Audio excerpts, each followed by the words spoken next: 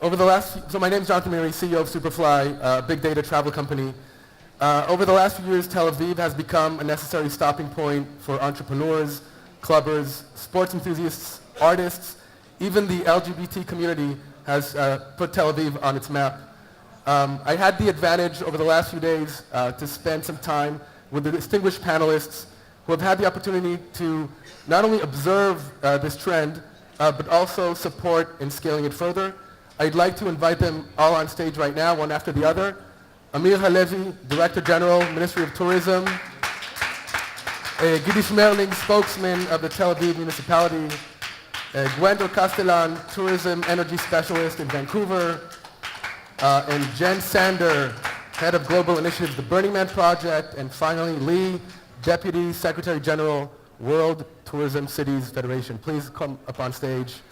So Amir is the new Israeli Tourism Ministry Director General, a graduate in law and geography, former deputy mayor of Tel Aviv Yafo, an entrepreneur, specializes in project consultation and management in the public and private sector, including my favorite, the Bicycle Project in Tel Aviv, which I am a keen user of. I'd like to start with you. So Israel has always been known for its holy sites, Jerusalem, Masada, Nazareth, Beit Lechem, etc.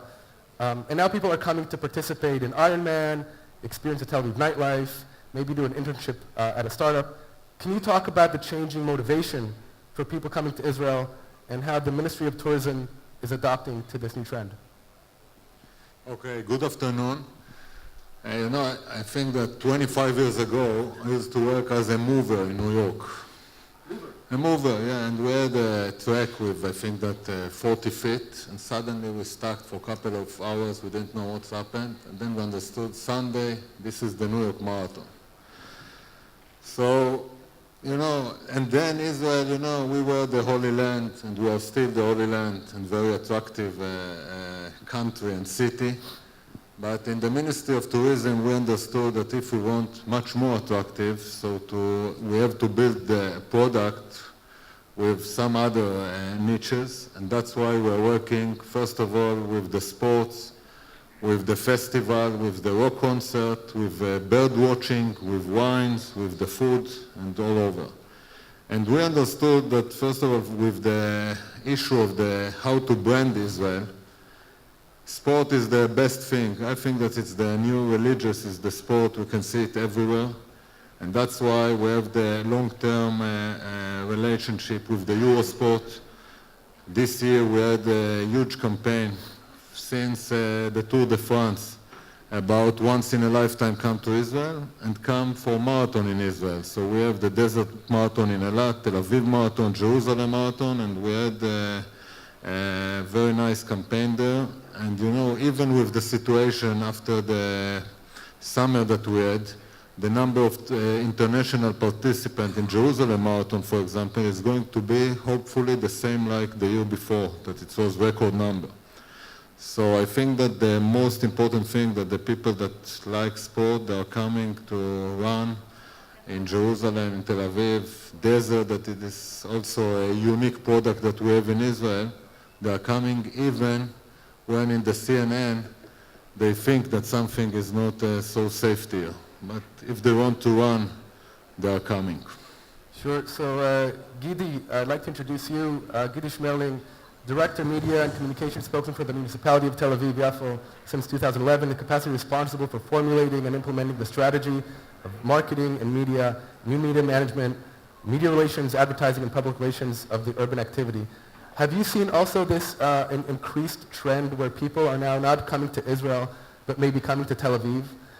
And maybe you can elaborate a little bit on what are the conditions, either economical or political, that's made it possible for Israel to become so popular in Tel Aviv specifically, and what are the drivers behind it? I know it's a long question, but... I think that maybe this trend is part of the low cost that we have now to Israel, so we can fly to Israel in a very cheap flight. And I think that the new tourists that we can see now in Tel Aviv, all of them are really new. I mean, this is not kind of tourists that you saw very much in the past. This is young people that come to Israel to see the beach and to have fun. It's not the original tours that you used to have in Israel. I mean, in the past was the spokesman of Jerusalem. So you see a lot of tourists there that they are like kind of religious, Protestant and Jewish. I mean, religious Jews that come to see the Holy Land. And the new tourists just come to Tel Aviv just to have fun, to meet the local population. And maybe now our competitive cities can be like Barcelona or other city that, or Greece and some other places that people want to have a good weather. Well, not like today, but mostly the weather here is better than Europe.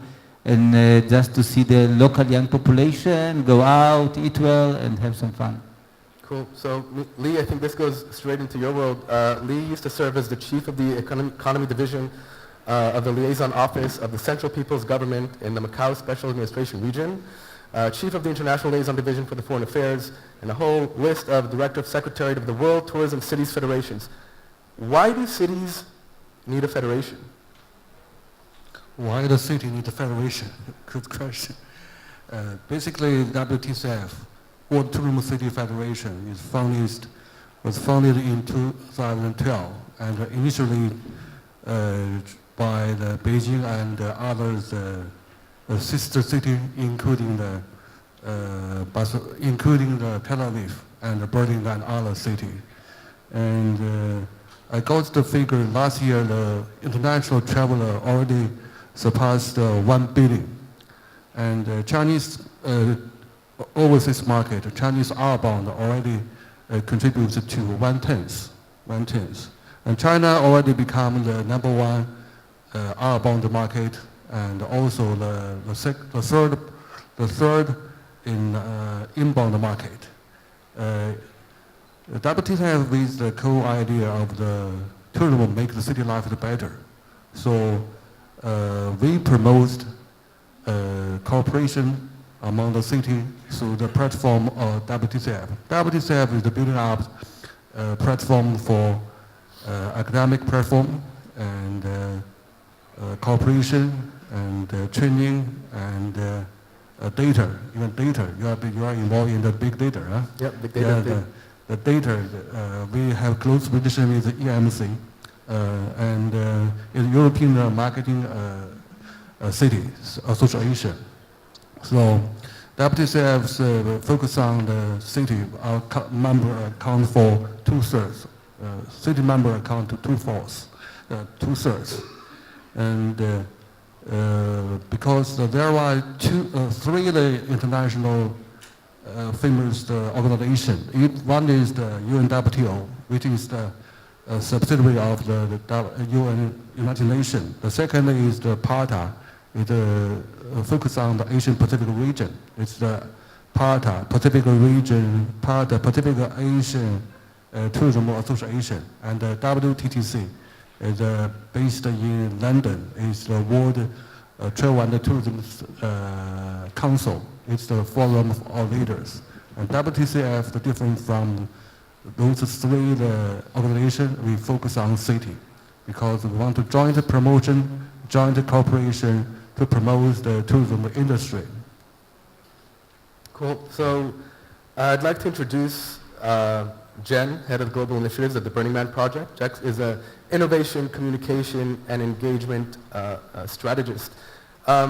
Jen, we heard here from both Amir and Gidi about how people are looking for more authentic experiences, less maybe seeing the holy sites, and more engaging with the population, traveling like locals, visiting a city rather than a state. I don't think there's a more experiential event than Burning Man.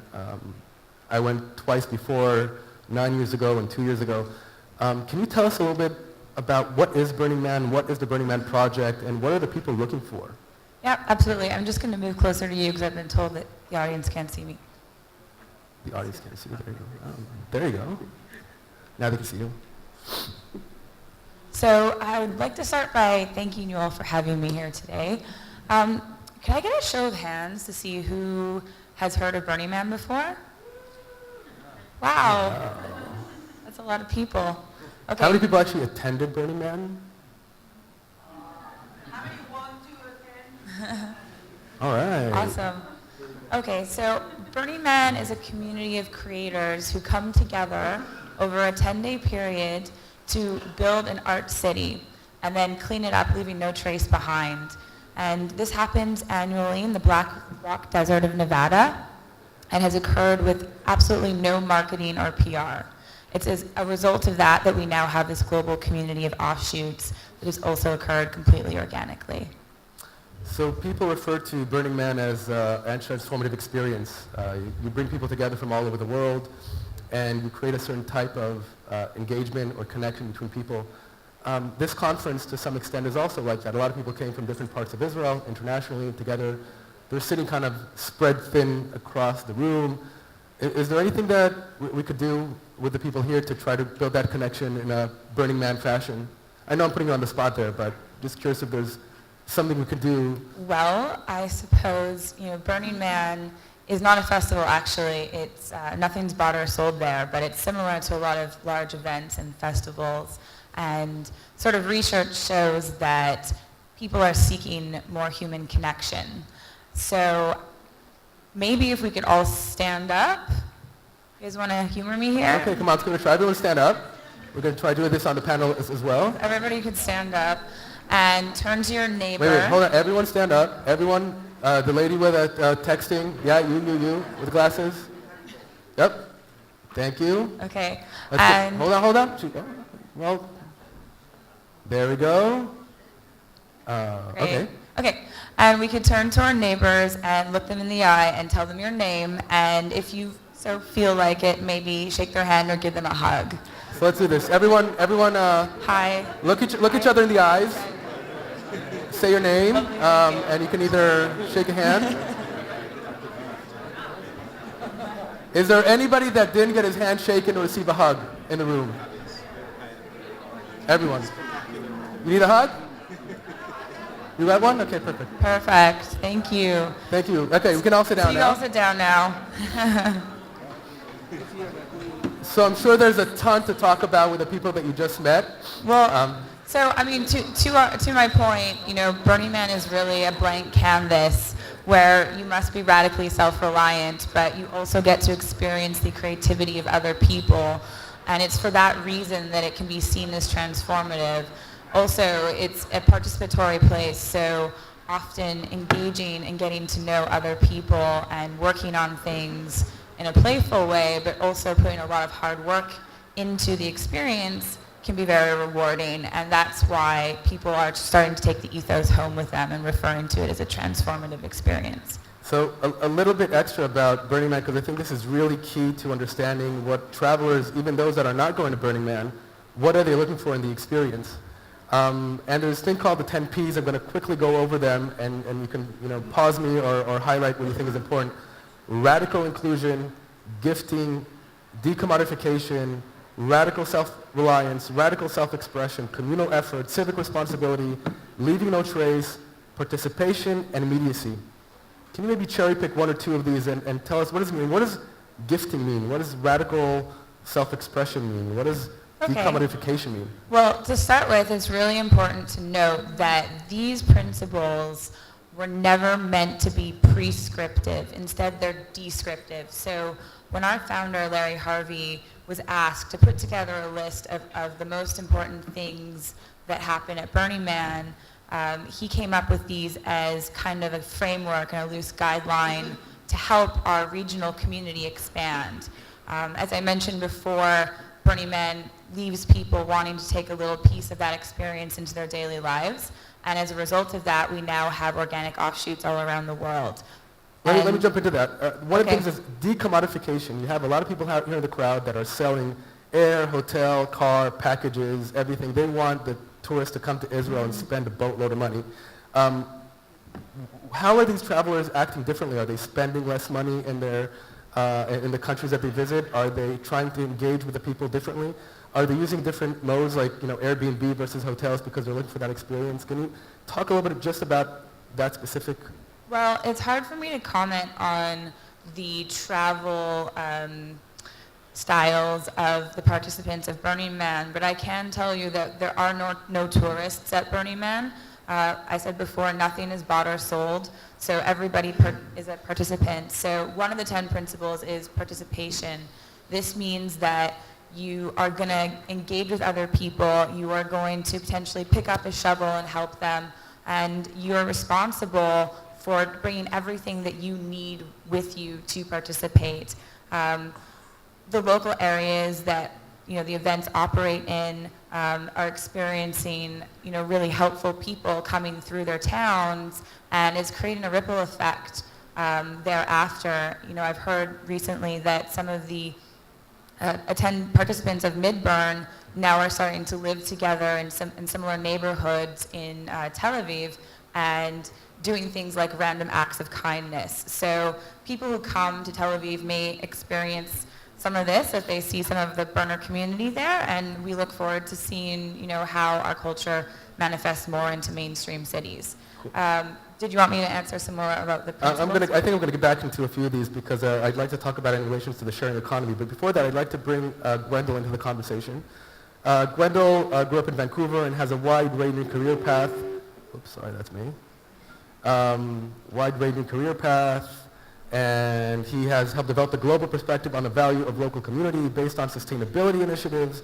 His diverse work experience has had him design water conservation curriculum for schools in Western Australia, producing a feature-length film, Long Road North, and documenting his journey from Patagonia to Northwest Territories of Canada by bicycle. You have, I think, 3 people here who are saying, hey, we want more tourists to come to our cities, increase the, cities are running to cooperate with China to think about the next 100 million travelers that are coming. And on the other hand, Jen, as you know, we actually want to keep things small, we want to keep things intimate. We want people to engage with others. We're not looking for mass numbers. Actually, in certain things, as you referred to in the Midburn, we'd like the growth to be a lot slower than maybe what we're currently seeing. It seems like these are issues that Vancouver has been dealing with in the past, including some of the gentrification that happens when people not only come to tour, but stay for much longer. Can you talk about that? All right, well, that's a big question. So I think some of the elements to keep in mind when we're thinking about mass tourism is the UNWTO projecting that the growth in tourism, currently we're about a billion trips per year. By 2020, we're looking at 1.6. By 2030, we're looking at 1.8 billion trips per year. And that doesn't happen in a void. It has economic benefit, but it also has costs. And tying that to Vancouver, I think one of the things that we look at in Vancouver and we value, and it's part of our brand, is that Vancouver is consistently rated as one of the places that has the highest quality of life for cities in multiple different ratings, and it's something that people inherently value about their city. And that has both it's a social thing, and hopefully it's something that everybody in the city values. And so where that fits in with tourism is there's a duty of stewardship when you consider the increase in volume. And so a lot of the work that I do in the destination is working with partners, whether it's the city, the Economic Development Commission, any other non-traditional stakeholder, to try and make sure that we are developing tourism that is both good for the locals, for the people who live there, so that we maintain our quality of life. And if we do maintain our quality of life, that also is something that's really valuable and marketable for visitors. What is good tourism? What is a good tourist? What is a sustainable tourist, or someone that you want to keep coming back in? I mean, you have many cities like Amsterdam that got a huge influx of tourists that we're not very happy with. What is good tourism? I think there's all kinds of different markets, and I think it's mentioned in the past, it's not just the FIT, it's also business, it's conventions, it's friends and family, all the different kinds. The one thing I think that we look at is that it's the growth is sustainable in the sense that our product offering, our infrastructure is able to handle it, and that we are not distorting our own tourism economy, but also the larger economy in the city. And you talked about the pressures of growth. We, in Vancouver, are expecting 1 million more inhabitants by 2030. And so that growth, it's not just tourism, it's also just the population, and you need to look at the development very much hand in hand and see that what's good for tourism can also be good for the city as well. So you mentioned an influx of people that are not only tourists, but people are attracted to the city because of the lifestyle and come to live there. Israel's prime minister actually invited the people of France to not only tour Israel, but to move to Israel. This is a trend that's been happening for the last 10 years, and what you're seeing is a lot of affluent people move in, a lot of younger people maybe are pushed out of the city, rents go up. I know there's a problem that Vancouver has been dealing with a huge influx of Chinese affluent users. It's always hard to talk about what's happening here. Maybe you can talk about what's happening there and what lessons the city of Tel Aviv can learn from that. And what is the right approach? Is there a right approach? Oh, wow. It's certainly something that's part of the debate in Vancouver. One of the challenges is the difference between reality and perception. Often the people of Vancouver may perceive that there is a distortion in the real estate marketplace because of external investors, which may not be residents, they might be non-resident investors. But to truly tease out that impact, it's actually quite difficult. So I'm not sure I can fully comment on that issue. But it's certainly a big part of the debate. But what I would add is that we are focused on trying to develop infrastructure to handle our expected growth and thinking of that aspect as part of the larger growth of the city and the region. Cool. Amir, maybe you can chime in on this. We're planning bigger events. We're seeing populations not only tour but move to Tel Aviv, move to the country because of the lifestyle. Can you tell us a little bit about the forward planning on the kind of state and municipality and maybe even the country level in terms of handling that? What kind of infrastructure is the Ministry of Tourism supporting, if at all, to handle the high numbers of tourists?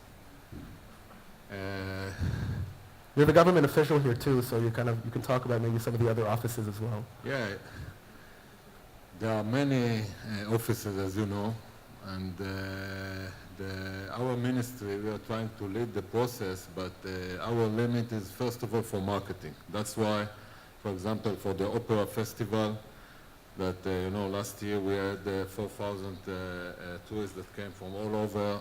We supported it with a campaign at the Mezzo, with the marathons, as I said, with the Eurosport. We have a bird festival soon in Eilat that is going to be, and we are looking for opportunities, for example, with National Geographic all over. So first of all, marketing. Marketing is the most important thing. And on the other hand, the Ministry of Tourism, we are taking care about all the infrastructure that, Masada, it's all the infrastructure around the Dead Sea is by the ministry. The same in Eilat, in Tiberia, in Jerusalem, even in Tel Aviv, we are partners to the municipalities with about 100 million euro per year. So it's something that from the ministry there is big support, not enough, because I think that one of the things that we have to do to give the seed money for the first year for every event, like we heard here, and even more, all the rock festival. I think that Eilat is an amazing place for rock festival, the same the Dead Sea.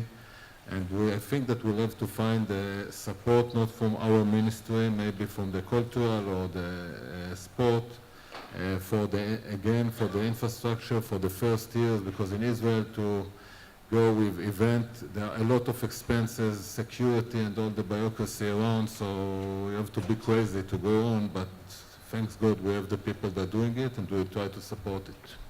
Cool. Gidi, would you like to follow up on that? I'm curious, we're talking about the cultural change that happens with the tourists.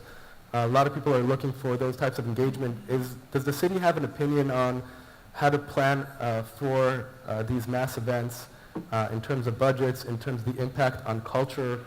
Is it a concern at all, or is it the more the merrier? It's true. We are actually trying with the Minister of Tourism together, they are also very aware of that, to make a more and more big event or even cluster of some small event, to make a big event that will be like kind of excuse or like hook for people to come and see the city. For example, we have like the big gay parade in the spring, and you see that a lot of people are coming, young people around, especially from Europe, coming this to see the gay parade in Tel Aviv. So now we also did this year, the first time, a winter, like kind of winter parade, winter gay events in Tel Aviv. In the Christmas time, that people have here great weather in this time comparing to North Europe, and we make like kind of festival and street party and so on. And there are some, this year for the first time, tourists come especially in this time of year, that mostly it's the number of tourists are very low. We also take our other events and try to market them not only for the local population and also for the international population, like the marathon, the bicycle event, White Night, and so on. In some of them, we make a connection with international organizations that arrange this kind of events in other places around the world. Is there a place to find the list of all events going up in I want Tel to Aviv? tell you that we are in a process. I think that in a month we will have a list with mini sites of all the sports events. First of all, it will be part of the Eurosport campaign. And the most important thing that we hope that all the municipalities and all the marathons and all the events, they will have scheduled for 4 or 5 years. Mm-hmm. Because I think that, people want to plan, and there is no night run like in Tel Aviv with the atmosphere, with the after party after midnight. So if people know that in next November, they will know now what will be the exact date, they can plan it. Yep. And I just met here the people from EasyJet, and I want to tell you, they understand that Israel, the unique atmosphere that we have here at the markets, at all the events, is something that's why they all the time think how they can get more slots and for more flights to Israel. And I think that this is the most important thing to understand. We have the atmosphere, we have the weather, we have the events. The night run all over in Europe, it's not the same like in Tel Aviv. The marathon in Jerusalem is not the same like in Berlin and all the other marathons. The atmosphere is very important here, and that's why tourists like to come to Tel Aviv and to Jerusalem and all over, and they are return tourists, they are coming again. Yeah, it's true, by the way, the dates are very important. I mean, it's not very, in Israel, you usually don't plan it like what will be the dates of the marathon like in the next 2 or 3 years, but this year the global city of Tel Aviv you can see that here in our desk, the brochure of what are the dates of what are the main events in Tel Aviv for the next 3 years, so you can just have it and we will have it also online. I think there was a startup that was dealing with all the events that are going on out. Yaniv, is that your startup? Can you stand up for a second? So you have a startup called Get Events? Yes. So what does Get Events do? We actually very similar to Google. We have the same thing for events. We have more than 5 million events worldwide. We give solutions for travel companies, travelers. So it's like a plugin you would put on the city municipality side. You'd have all the events that are associated automatically pulled in. Okay, so I think we have like a couple of customers lined up here for your startup. Get Events. Cool. So there's one additional thing that I'd like to cover here, which is, again, going back to how do you create that engagement, and going back to Jen, what you were talking about in Burning Man. How do we, accept, learn to appreciate, how does the travel industry adapt to these things? I think the thing that is top of my mind is that people today, rather than going to the Hilton, maybe they go and get an Airbnb room.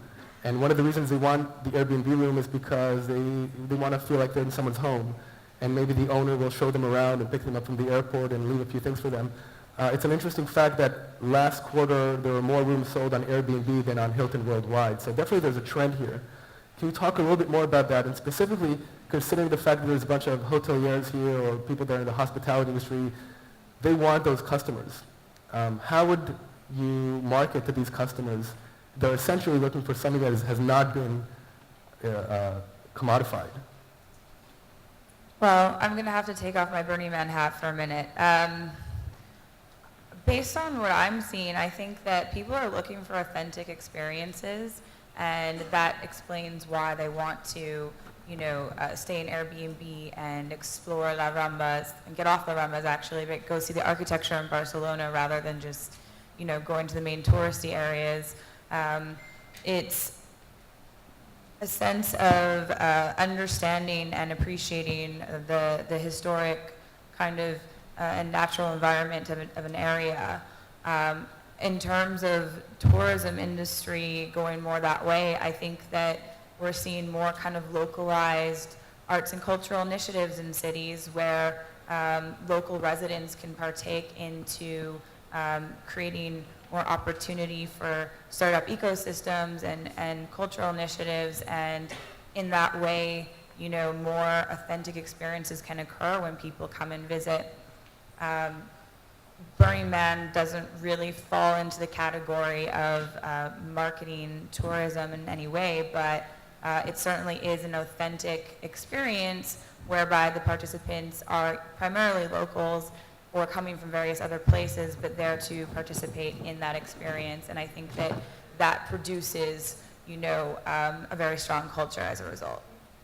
Excellent. Is there anything, if you would need to suggest to the Ministry of Tourism or to the Tel Aviv municipality, or even to some of the other gentlemen here on the panel, is not interfering the best approach? Is it interfering or engaging in a better way?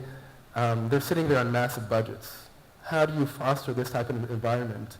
How do you use all the people here in the crowd to create that type of engagement? Is there a way to be active in that? Or is it more, hey, let's just stay back and let it happen organically? I think it's about giving community the permission and the platform to express themselves in their creativity freely. So, things like temporary zoning for more,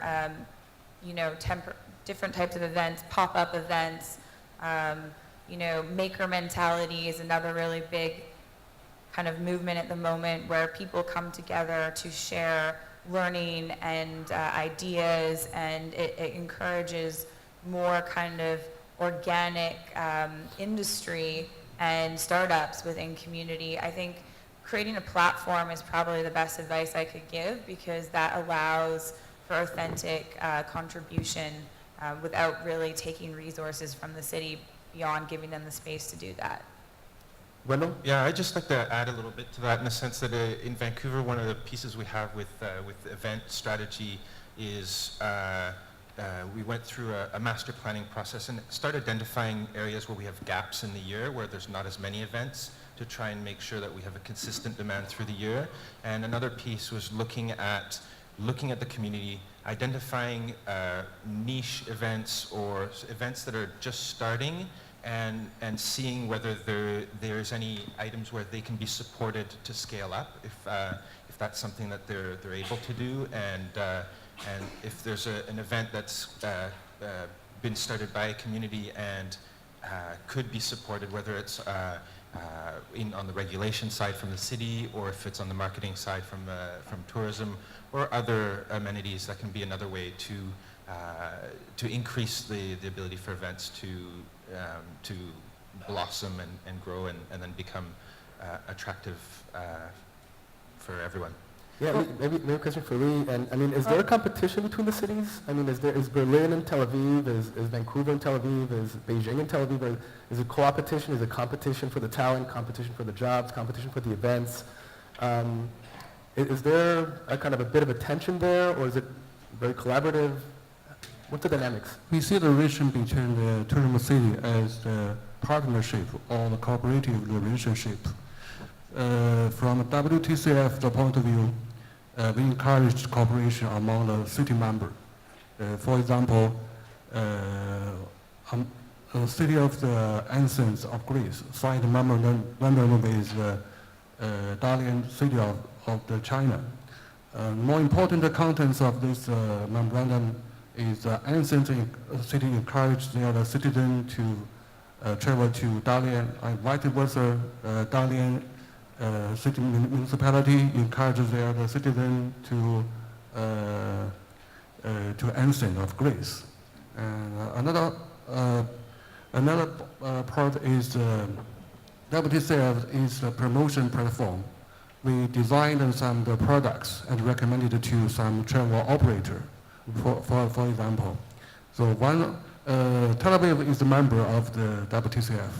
So when I promote the Tel Aviv, so not only we recommend the resources in Tel Aviv, but also we consider we design the traffic, we design the travel routes, travel products. So we combine Istanbul, for example, because the Chinese tourist spends the airfare.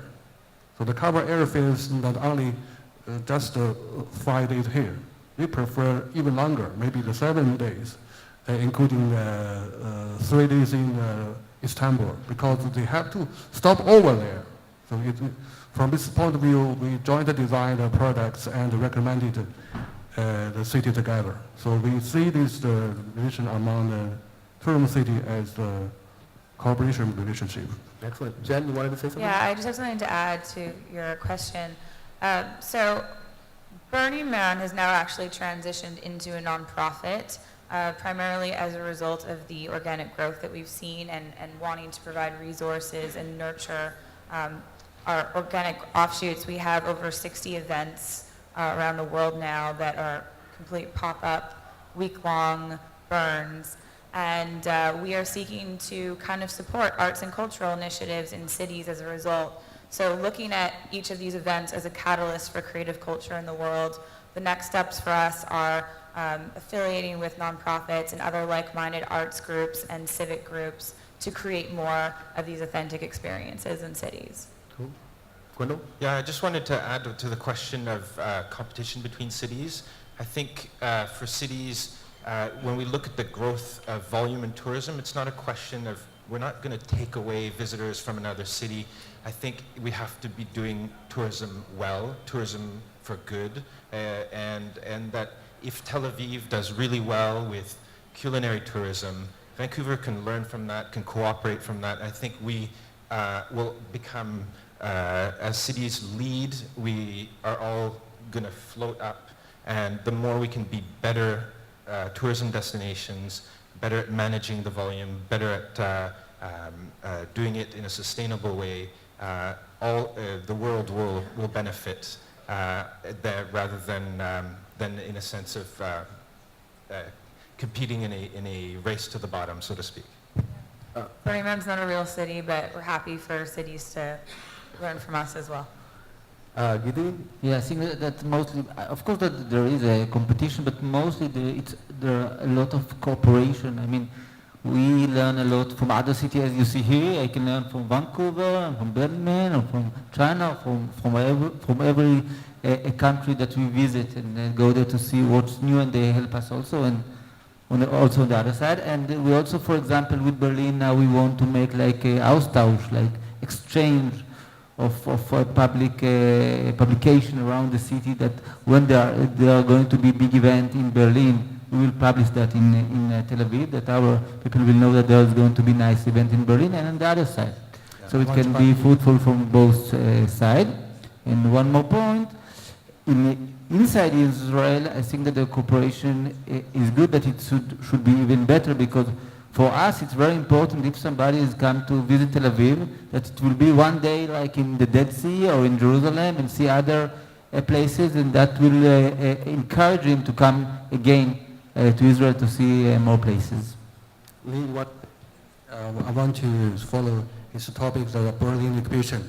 WTCF is also attending at the Berlin exhibition on behalf of some of the tourism city. Also, they booked the booth for the city member. So this time, at invitation of Tel Aviv the Tourism Bureau, we have the opportunity to the business and share our view here. This is for all the cities, the cooperation examples. What? You know, when I came here, I was sure that I will be the only one with this dress code. And then I saw that Lee is the same. Even my friend from Vancouver. I'm the only one without a jacket. I'm Yeah, sorry. and you know, it's part of the situation that I have to meet, you know, people from Minister of Tourism from Romania. So that's the dress code. And when you ask about the Airbnb and the hotel, I want to tell you there is market for everybody. Last year, the IMTMT, for the first time, I think, we had the caravan, the motorhome outside. Last year they had 5. This year they told me they have wonderful business, they have 10. And the same with the camping, the same with the motorhome, the same with the hostels, the same with the hotels, even with the gas operation, the situation 2014 with the hotels were quite good. And I think that the only thing that we have to understand, the tourism industry is the best engine for the economy. And that's why I'm sure that the cake will be bigger, and then it's good for the cities, competition is good. If we have more events, people will fly more. People will go once to the hotel, once to the camping, and once to the hostel. So I think that the only thing that we have to think about, that's how we can create more events and good events. Excellent. So, Amir, with those words, I have to tell you personally, I'm a big city boy. I lived in New York, San Francisco, Tel Aviv. I love Tel Aviv. I think it's amazing what Tel Aviv, the last... You can't compare Tel Aviv to San Francisco, so you know. Not the weather, not the temperature, Tel Aviv, not the beaches. New York, San Francisco. I want to ask you something. There is any restaurant that open in San Francisco after 9 o'clock? Tell you a story. When I lived in San Francisco, I would come at the time to go and eat something. Nothing was open. Okay. This is 2004. The city has moved forward. I think by now, a few places that are still open. But still, I love Tel Aviv more than any city in the world. At this panel, amazing, passionate, smart people that care about the city in a way that you can't imagine. Thank you all for being here. Amir, Gidi, Gwendol, Jen, Lee. Thank you so much. Thank you, Jonathan. Okay, all the way from Italy. He's a creator and the co-organizer of the Medivera Digital and Cultural Festival, and he's going to talk about tourism and travel storytelling with, this is the Italian, this is the Italian Instagram, right? And it's called